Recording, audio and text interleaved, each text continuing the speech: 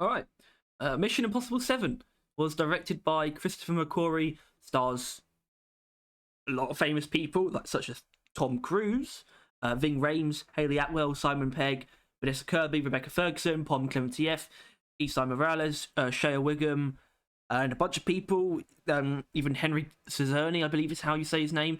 And did I say Mission Impossible 7 or did I say Mission Impossible Dead Reckoning Part 1? Because that's obviously what it is. This is, in fact, a Part 1. This is also another movie review. Welcome back. I saw another movie. I did see Fast X, actually, but not as deserving of a review. Definitely the worst out of the 3 movies I've seen in cinemas most recently. I'm actually going to be seeing Oppenheimer next week. I will probably do a video on that. Probably.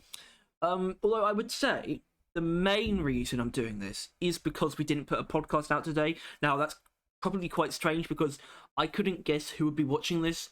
It's going to be a very small audience, I imagine, because I imagine most of our subscribers wouldn't really care about this specifically.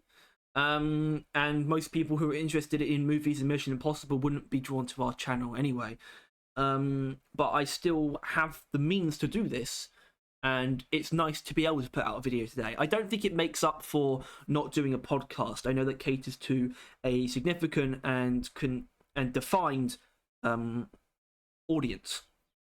Podcasts are quite specific type of content, and to not deliver on that is somewhat annoying. The reason for that is we were socializing, which for now comes first. We don't get me and Tyler and our friends don't get together that often, so that came first. But I'm still doing this, okay? So Mission Impossible 7 is the 7th film in the franchise. I don't know where to go first. Maybe I should jump straight into the fact that I do think this film is absolutely incredible.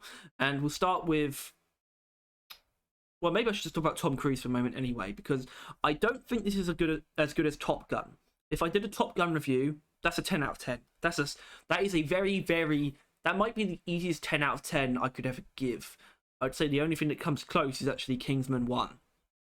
And of course, the entire Lord of the Rings trilogy, but that's sort of 3 separate films, but also all in one. So it's a bit, but it's still a bit fair to treat them as one because there's 3 of them.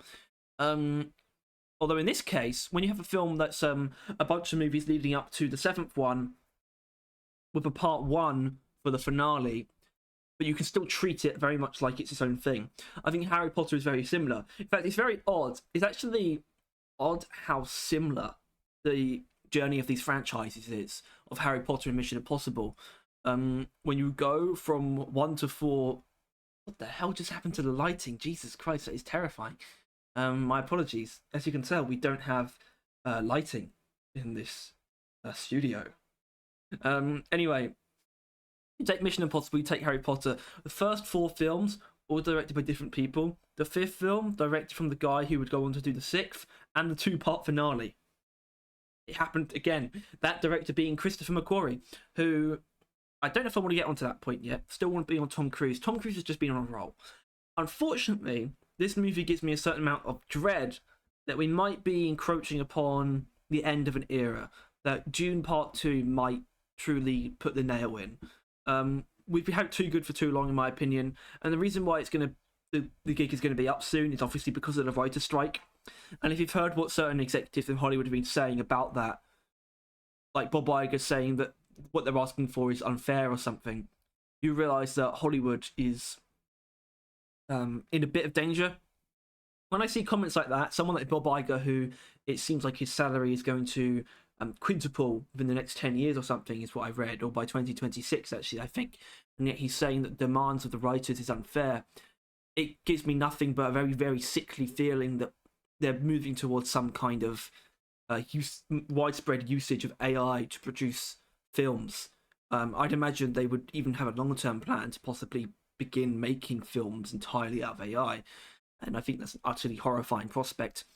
Strange to me that is actually has strong bearing upon the themes of this film, which I'll actually save for spoilers. But as I was saying, Tom Cruise is just on a roll. I think he's really had an uptick in appreciation since Fallout, I would say. I genuinely think all the Mission Impossible films are good, and I think they've been absolutely incredible since 3. But I do understand that's an era when Tom Cruise was looked at with a bit more caution, actually, by the public. But he became a bit of a strange figure, and I still think in some ways he is. He's very enigmatic. In some ways, he's eccentric, but his work ethic cannot be denied, and he is a fantastic actor and a fantastic physical performer. That much cannot be denied. And I think even though if you look over the past 3 years, all he's really done is Mission Impossible 6, Top Gun Maverick, and Mission Impossible 7, it's still an impressive filmography over the course of 3 years, but just because of how good the work has been that he's done. I do want to actually confirm what I just said about his filmography since Fallout. Yeah, you go Fallout, Top Gun Maverick, then this. Yeah, but it's still a fantastic hat trick of incredible projects for one man to be a part of. So hats off to Tom Cruise, because he did it again. And this is actually easily the longest out of these 3 films that have come out over the last few years. And it's definitely felt, I should say. It's a very, very long film. I think it clocks in at around 2 hours 40, which is the longest Mission Impossible film by quite a bit. I think it's actually by at least 20 minutes. And you absolutely feel that. This is a long film. And what's interesting about that to me is that you don't get films like this that are that long. I'd say the only exception of something that's quite exciting is the Lord of the Rings films, where they're extremely long, but they're also not slow either. Although some people might say that they are slow, I do not consider the Lord of the Rings slow films. I think they're exactly as long as they need to be. When I say slow, I do mean something like Dune or Blade Runner, like a Denis Villeneuve picture or a Nolan picture, where they are paced in a certain way that's not as... It's different. I think Nolan definitely has energy, and I apologise for the lighting once again. Nolan definitely has energy, but this is an insane level of energy. And I sort of consider Tom Cruise almost the... Tom Cruise and Christopher McQuarrie are the architect of these 3 films, actually. Obviously, Joseph Kosinski directed Top Gun Maverick, and I think Joseph Kosinski is an incredible director because he also did Tron Legacy and Oblivion. And he's also doing the upcoming Formula One film Apex with Brad Pitt, which I'm sure will be absolutely fantastic. But really, you know, in fact, McQuarrie was I think McQuarrie was a writer and producer on Top Gun Maverick, and it tells me, given that he's also the director, writer, and producer of these Mission Impossible films, he is a true talent and one to watch. I am so excited for what he does next, especially anything outside of Mission Impossible. I'd love to see him direct something else. This is actually most of his directorial efforts, I believe, are contained within Mission Impossible. But he does such a fantastic job. And I think he'd already come into his own, but he takes it to another level of identifying himself as a director with this one, in my opinion. I think 5 was definitely the closest. 5 was fairly similar in tone to 4. And then it's progressively becoming more and more dreaded, the tone, I would say, which was something that really impressed me about this film and I found surprisingly engaging, because it's definitely fun, but it's surprisingly filled with dread. There's a really, really well executed, well conveyed end of the world sensation that's right from the start. This film has an incredible, amazing tone, and I focus on tone quite a lot. It's actually the cause for some of my more unpopular opinions, like the fact that I am a pretty big enjoyer of something like Batman v Superman is purely because of the tone of that film. It's actually nothing else. I mean, performances as well, and visuals. Actually, most of it. It's just one of my unpopular opinions. I don't think we're going to be unpopular in saying how good this film is, though. I think it nails so much, and I talked about how it's very long for a film like this, very, very exciting, very bombastic action film. They don't usually go for this long. At the same time, it's not always bombastic. It's an absolute thrill ride from start to finish, but it actually makes very, very poignant, I would say, and frequent use of silence, actually, to convey a very strange sensation. It's also harkens back to the first film in a lot of ways. Henry Czerny playing Kittredge again is probably the biggest indicator of that, I would say. Well, not the biggest indicator, it's just interesting that he came back. It's an actor who hasn't been in Mission Impossible since the very first film. And you also have aspects like the Dutch angles used, like which Brian De Palma did lots of in the first film. So there is that. Now, I want to get on to sort of possibly some criticism. So I feel like I haven't really complimented it enough. I want to say it's the reason why it's so impressive that it's so long is the fact that it never let up but it also never became tiring either. It was always energetic and it was always refreshing itself. And the final action sequence is arguably the most creative, so it's completely worth it. There's like a lot of action and like an incredible amount of action. I think literally five major action sequences, and they are beefy as well. This is a beast of a film, and it's another thing that I mean about it being so long yet also being an exciting action film. It's the same with John Wick Chapter 4, actually. It's a very similar situation where they're extremely long in a genre where you wouldn't expect that, and it makes it so it's a lot to take in, but they're both so well done that it really just washes over. I do think John Wick Chapter 4 was actually slightly better. I think that was something special, genuinely. I think this is just a really outstanding action film. And it's really exciting actually what it sets up for the future as well in a certain way. I wouldn't say what it sets up. It definitely leaves you wanting more, but it's also so filling at the same time. It's not something you'd expect from a part 1. Fast X was a lot to take in, but it wasn't that satisfying either, especially as a part 1. And maybe that actually has something to do with branding. Fast X wasn't labelled as a part 1. This was labelled as a part 1, and yet it's more fulfilling on its own. I would love to. I want to see part 2. Absolutely. After seeing part 1, you always can't go without it. But at the same time, I'm not like, I wouldn't jump into the theatre straight away to see part 2. I feel like I need to ingest part 1 a little bit still. So aside from all that, and I don't know if I want to give any more compliments. I think I will maybe save that for spoilers. Actually, just a basic thing. Performances across the board, perfect, like 100% amazing.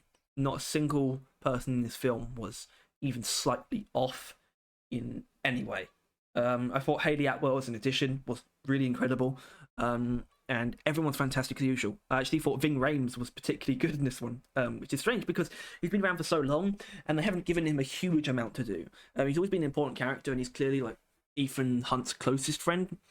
But he hasn't been given an insane amount to do. But I thought he was great in this one. I thought they're just all fantastic. And the visuals are outstanding. I think this is a more globe-trotting film than something like Fallout. It's got a lot more visual diversity. And I think some of the shots are just absolutely so incredible and captivating. It is something I really love is the kind of cinematography that you would usually see in something much more precise and peaceful you see employed in action sequences. And I absolutely love that. That's something that Stahelski and McQuarrie and Krasinski even do quite often. I might even be able to point to other directors who do the same. Possibly Zack Snyder. I know he's a controversial figure, but I would say that creative visuals or beautiful visuals in action sequences is something that you absolutely cannot take away from him. Nope. Anyway, criticisms. Is it too long? Maybe. And the only reason it's too long is I believe there is a couple of characters who did not need to be in it as much as they were. There's one character, Cary Elwes' character. I believe that's how you say his name. He's an English actor. He's been in Saw as a director of national intelligence. He did not take a lot of screen time, and yet he became important in a way that was very unexpected. There was little setup, and it makes sense somewhat to the plot, but was ultimately baggage, in my opinion. Even if it's important to the plot, I don't think it served character in any particularly meaningful way, which is what Cruise and McQuarrie seem to be obsessed with. So I would say that addition was unnecessary. Also, Shea Wigham as an agent tracking Cruise, him and his partner, I would say they added some flair to at least one of the action sequences, but it became pretty dry. It kept being like, oh, here you go, these guys have showed up again. But it also wasn't purely for comic relief. So I would say they added a bit more screen time than was sort of needed. And the only other thing, I think one of the action sequences borders on being slightly generic car chase action. Borders on it. Apart from that, everything was pretty awesome, actually. I feel like I did actually have enough criticism, but I couldn't quite tell you. I think the plot is sometimes harder to follow than perhaps it should be. And the only reason I say that is because this is not a film that you necessarily get lost in. I wouldn't call it a purely vibes movie. And what I mean by vibes movie is a term coined by Patrick H. Williams, which I would absolutely recommend his video on vibe movies. It's absolutely fantastic. It's basically when a film is, the story is not important. It's literally just about it, what it makes you feel. Or it's really about feeling it, just feeling the film, just letting yourself sink in and not worrying about anything, not even character. But that's what Mission Impossible has. While the plot is somewhat hard to track, the journey of the characters is not. The journey of the characters is so clear and so effective that it makes me wish the plot was as comprehensive and intuitive, I suppose, because it's not a very intuitive plot. It's quite dense. The premise is very clear, but the plot itself becomes fairly dense, I must say. But besides those criticisms, they actually pale in comparison, I think, to the whole thing, which is just an absolutely gorgeous package. I think what makes it good is so good, and the good of this film puts it above the good of the previous Mission Impossible films, in my opinion. I do think this is probably the best one, genuinely. I think it's maybe equal to Fallout. Mission Impossible has a really interesting trend though of kind of getting better.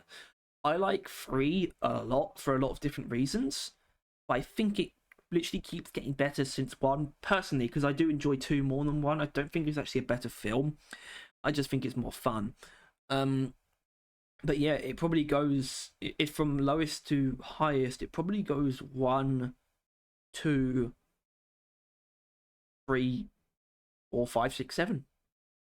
Maybe swap 5 and 4 though, and because I like 4 a lot. 4 is amazing. Brad Bird did such a good job with that. Holy shit. But yeah, so it is absolutely fantastic, and I want to give it a pretty solid rating of a 9. I don't think it encroaches on being a masterpiece of any kind. I just think it really, but it does push the envelope for physical action in a way that's really exciting. It's so big, and it feels so big, it feels so global, and that's a really great feeling. But it wasn't life-changing, you know. Not many movies are, not many movies have to be, but this is about as good as it can get without being a masterpiece or being a flawed masterpiece, which I think John Wick Chapter 4 probably is. John Wick Chapter 4 is so close to a masterpiece. This is basically the best you can do without me considering it close to a masterpiece. But I think it's below a masterpiece, but it's still so high up, just in films in general. And I think Mission Impossible is close to being a masterpiece of a franchise, in my opinion, just because of it's almost like a tech demo for physical stunts, and I think that's really cool. Now, before we get to spoilers, I do want to point out one more criticism. I think the digital effects in this film are worse than the practical effects, which is not uncommon, obviously. But if you look to something like Lord of the Rings, which is a bit unfair because it's older, which I don't know if that makes it unfair. Maybe that makes it unfair on Lord of the Rings. But even though it's CGI in Lord of the Rings, it's done in a way that's more seamless. I think there's some green screen in this film that is fairly noticeable at times when it probably shouldn't be as well. When I noticed it the most was actually probably the worst time for it to be noticeable.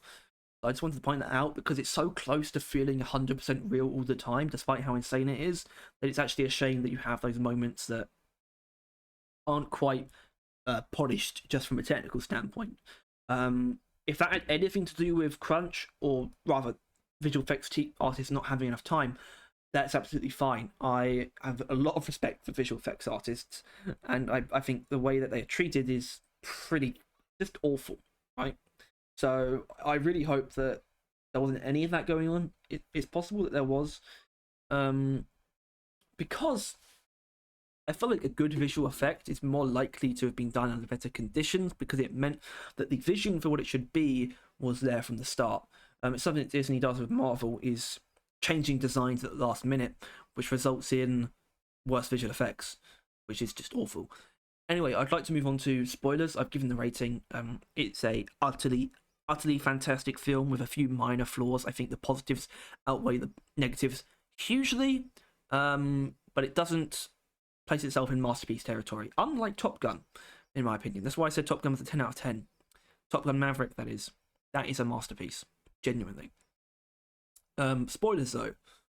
Spoiler alert for Mission Impossible: Dead Reckoning Part 1. So Ilsa dies. Ilsa Faust, Rebecca Ferguson's character, which is actually another small criticism, unfortunately. Which sounds like I have a lot, but just keep in mind what I said and what I meant it about how the highs of this movie, the good that it presents, it outweighs the negatives so much. It just sounds like I have more negative because they're more specific things. I do have some specific compliments as well, though. But Ilsa dying was not that effective to me. And maybe it's because she didn't play a huge role in this. She, in my opinion, did feel ever so slightly downplayed by Hayley Atwell's character, who was a fantastic addition. And I respect Tom Cruise's game of collecting the most beautiful British women in the world. But it was odd to me that she died in this one and was arguably less important in this one than she had been in the previous two. I didn't find her death particularly effective, and that's to no fault of her own. She puts in a fantastic performance as usual, so does Tom Cruise and the team in response to her death. But it didn't feel particularly earned, it didn't feel particularly built up to, and it didn't feel like it had a huge effect on the movie afterwards either. It felt like it was a death just because they felt like they had to have one. Which in my opinion is a pretty bad reason for a death to occur. But it's not a huge thing.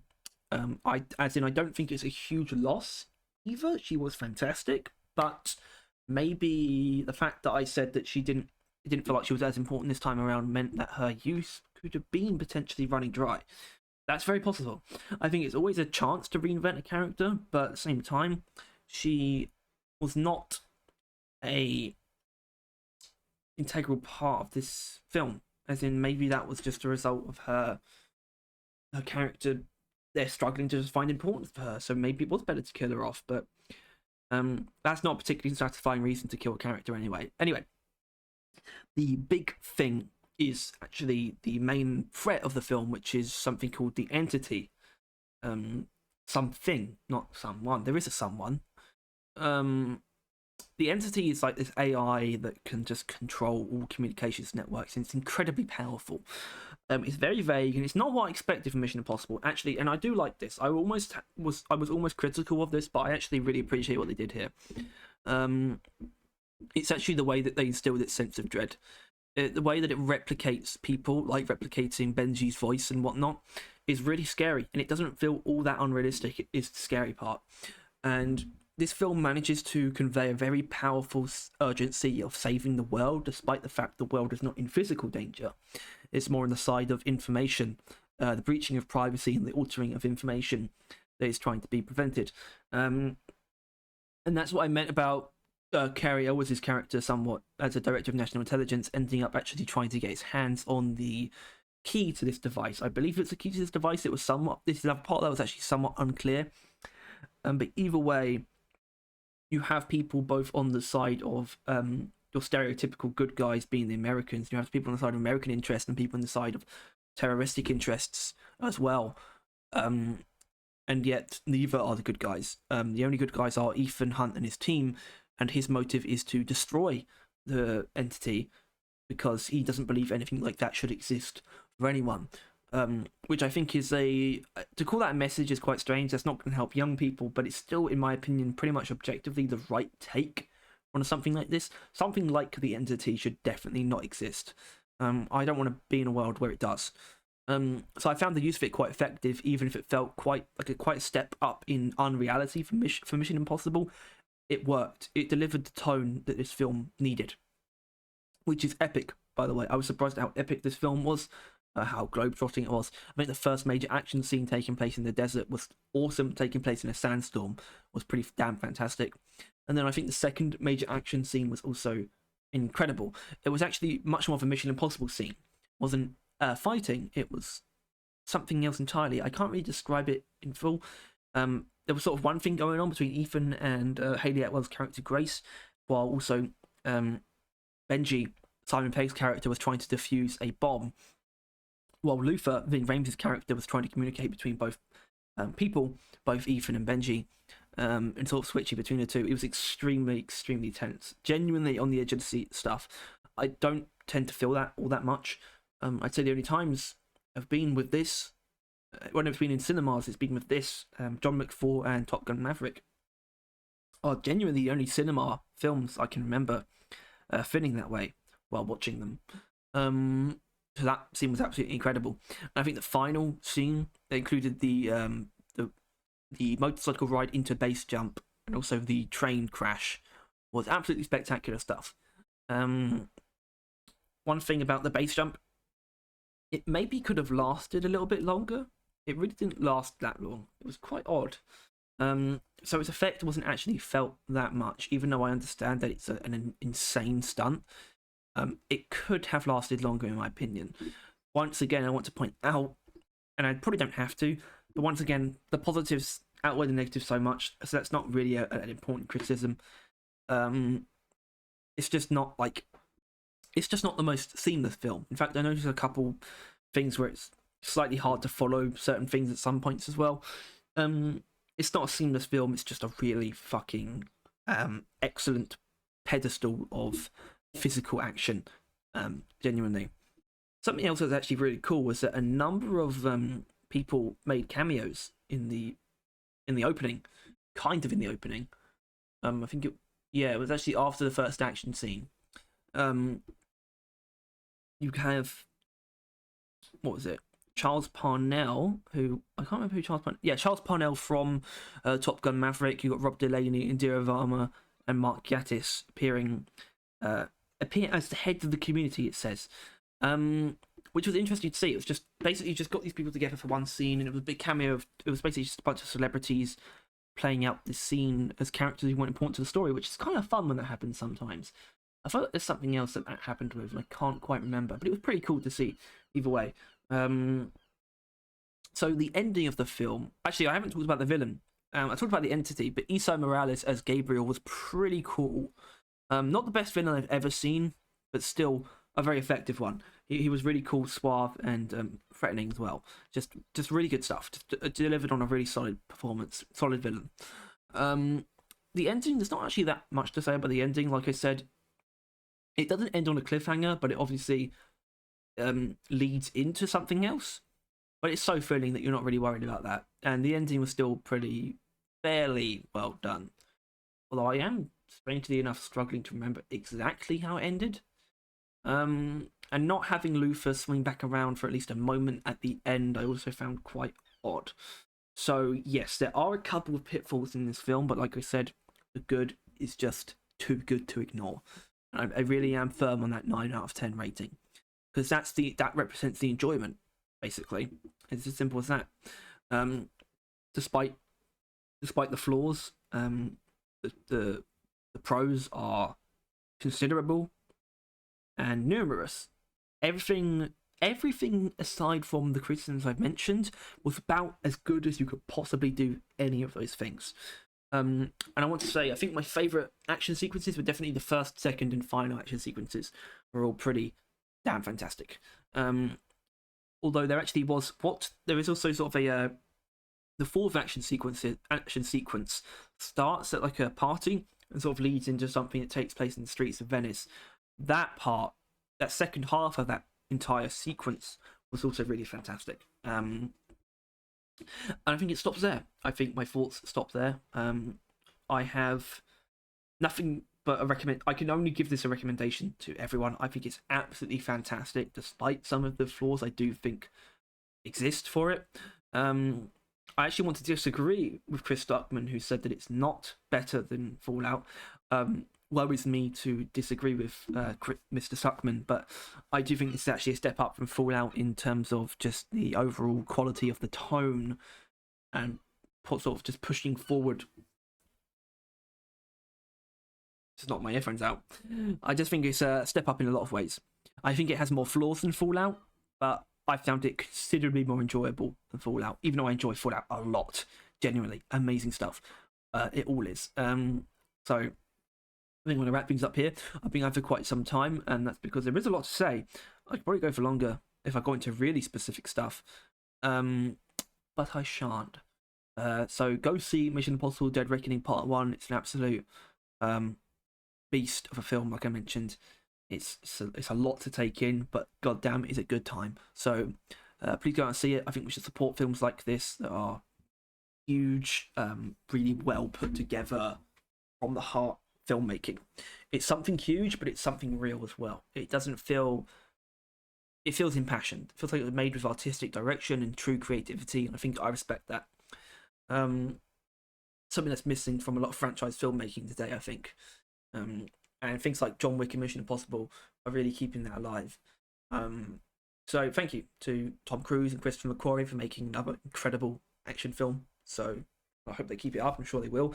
Tom Cruise has said, pardon me, that he wants to keep making these after Dead Reckoning Part 2. Now, the original idea, I know, was that it was for it to be the finale. Go for as long as you want, my friend. These are awesome. It's also happy birthday, Tom Cruise, for, even though that was over a week ago, because we do in fact share the same birthday, which is I am quite happy about. So anyway, that's all I've got. So if you enjoyed this, please make sure to like, subscribe. I will do, like I said, I will do certain movie reviews in the future. Oppenheimer is on the list. I want to see the creator, Gareth. Actually, I'm not gonna jump the gun. The creator, Gareth Edwards' upcoming film. I don't know how that only has a budget of $86.1 million. It's way more expensive than that. I definitely want to see that, and Dune Part 2 as well. So stay tuned for those. Stay tuned for more BattleVision videos and streams coming up. I'd really like to be able to get something out from tomorrow's stream. I'd like to be able to record something. I'm thinking Spinning Death versus Industrial Sabotage. And also we have something lined up for Saturday. We're going to be kickstarting the Scout weapons analysis. That should be a lot of fun. So if you are a BattleVision fan who's watched through this for some reason, look forward to that. If you're someone else completely, I just want you to know we'll be doing certain more movie reviews, although this kind of thing will not be a main point of the channel probably ever. But it's just something I think is kind of neat that I am able to do. And so I'll do it when I feel it's appropriate. So either way, thanks for watching. I'll see you next time. Take care.